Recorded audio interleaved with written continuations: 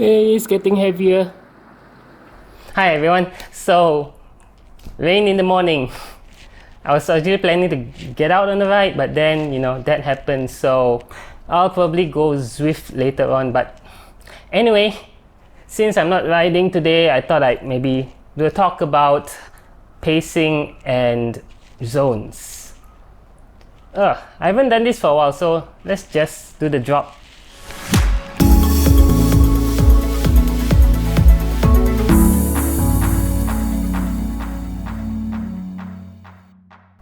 Wow, it's a pretty hot day today, and I haven't cut my hair since the starting of the lockdowns in March, so that just makes everything even worse.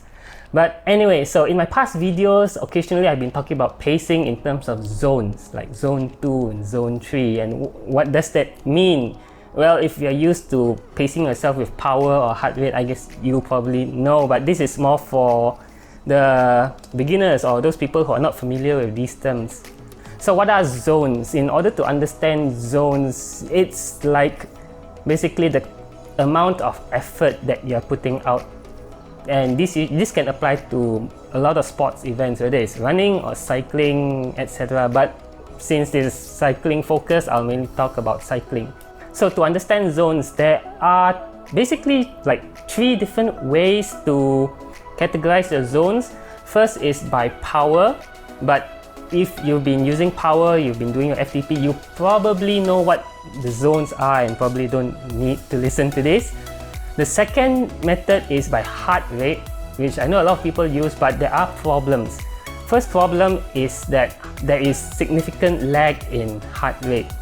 For example, when you suddenly push hard up a hill, your heart rate doesn't instantly follow your effort. It slowly rises, and then once you're at the top of the hill and you're just relaxing and going down, it takes a while for that heart rate to slowly go back down to your relaxed state. So it's not useful for short efforts like a short sprint or short hard effort up a hill and all that, but I guess it works for longer term. But there's another issue with heart rate in that there are a lot of different formulas that you can find on the internet, and how well it works depends on what formula you find. For example, there's the very common 220 minus your age to get your maximum heart rate, and then from there it's divided into zones based on the percentage of your maximum heart rate. That's not actually very accurate. The more accurate ones are based on your lactate heart rate, which is it's kind of something that you have to test and measure, and some devices such as a Garmin smartwatch can kind of detect and calculate it during your runs and stuff like that. But for cycling, you have to use certain software and a power meter. But if you're already using a power meter, then why look at heart rate, right? So the third method is what most training systems or training apps call relative perceived effort, or RPE, and it's basically a very subjective measure on how you feel, rated from 1 to 10, where 1 is like very easy and 10 is like I want to go soon.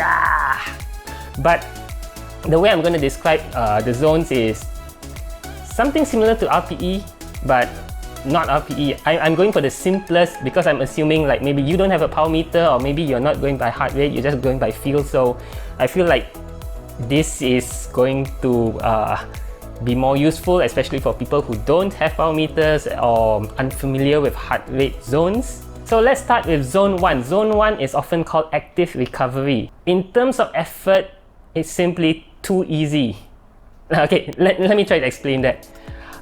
Even with a power meter, which zone active recovery is typically like 45% or below of your FTP, it feels too easy. If you go out for a ride now and try to do zone 1, it's very, very easy to go over the maximum target power, I mean.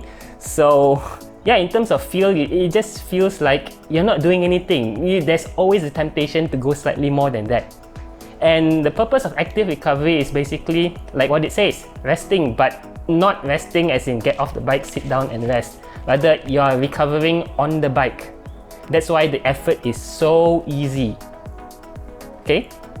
That brings us to zone 2. Zone 2 is typically called your endurance or all-day riding effort, which is slightly harder than zone 1, but it still feels easy. It feels very relaxed and comfortable. If you're going out on a group ride, you typically will feel like zone 2 is too easy. You're always tempted to go push harder, especially if your friends are going faster than you.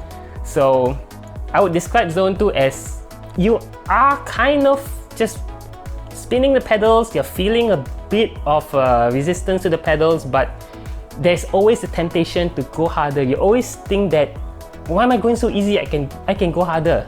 Now, zone 3 is called tempo, which is actually something like, the feel of it is you're putting in effort and you can probably sustain this for a couple of hours.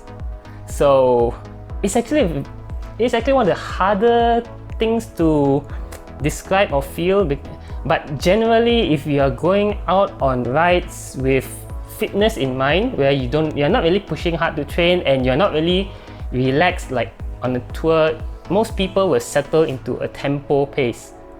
But really, that doesn't really help you, right? So the easiest way I can think of it is zone 3 is harder than zone 2, but not as hard as zone 4. And once you understand what is zone 4, you can probably get a feel of what zone 3 is. Which brings us to zone 4, which is typically called threshold in most fitness programs and systems.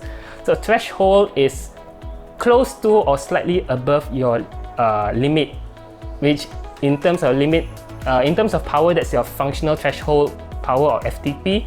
It's basically hard work that you can push out for a short amount of time, like let's say 20 to 30 minutes, or if you're a really strong cyclist, maybe up to 1 hour, but that's it. So it's probably something that you'll be doing if you are pulling a group at the head of the group. So you'll be going zone 4 at first, pulling the group, and then once it's time for you to rotate out, you settle back to zone 3 as you are following behind the group. So that's the kind of effort that zone 4 is. So once you know the feeling of zone 4, you'll know that zone 3 is less than that, but not zone 2, if you know what I mean. Anyway, the next and final one that I'm going to talk about is zone 5 and above. And there are a couple of other zones above 5, 6 and 7 basically, but I'm not going to cover all of that because anything from 5 and above is only really relevant if you're actually racing, like if you're participating in a criterium or grand tour, where the point is to be the first to finish. So zone 5 and above is basically you're going so hard, you probably won't be able to sustain this for more than a couple of minutes, 3 or 4 minutes, maybe even 5 if you're really strong. But after that, you're just gonna go, I'm done. So zone 5 is also the kind of effort that you might do if you want to drop your friends on a group ride, or if you get dropped and you're trying to chase back the group, but knowing that you can't push this for more than a few minutes. After that, you're just plain bonked. So those are the basic zones, and once you know your zones, you kind of want to settle into a certain zone depending on the kind of rides you're doing. So like if you're doing a fast ride for the purpose of fitness, you might be doing zone 4, or if a fast group ride, you'll be doing zone 4 when you're pulling the group, and zone 2 to 3 when you are within the draft of the group. But for ultra endurance, like Audax, Vandeneering, ultra racing maybe, I've mentioned in my past videos before, and I'm going to continue mentioning it now, that you want to strictly stay in zone 2. Good. People call zone 2 your all-day endurance for a very specific reason. You can ride zone 2 all day. If you keep that pacing consistent and you're fit enough, theoretically you can just keep going and going and going, and you don't really need to stop unless you want to refill your water, you want to eat something, or you need to use the toilet or whatever. But apart from those short stops, zone 2 means you can just keep going. Whereas other groups, if they try to push harder, zone 3, they'll find that they'll get tired eventually, whether that's 8 hours, 9 hours or whatever. They'll get tired, they have to stop and have an extended rest. Although for shorter Audex rides like 200 kilometers, I suppose zone 3, if you are really experienced and know how to pace yourself well, you can actually pace it at zone 3 and still get a good time. But yeah, as always, there are exceptions like what I just said. And if you are in a strong group, you can also try to complete a longer Audex, like a 600 kilometer in standard group ride format, zone 3s, zone 4s, but that takes a lot of experience and fitness to achieve. But in general, people always stress zone 2 because it is an all-day endurance pace. You can just keep going and going and going, and you don't really have to stop unless something else other than fatigue or fitness needs you to stop. So yeah, that's how I would describe zones to someone who isn't familiar with the term and isn't using power or heart rate to control their pacing. Actually, there's another thing I wanted to mention about heart rate that I didn't mention earlier, is that heart rate is also very variable depending on external conditions. Your heart rate can be affected by heat, it can be affected by your level of hydration, it can be affected by your fatigue.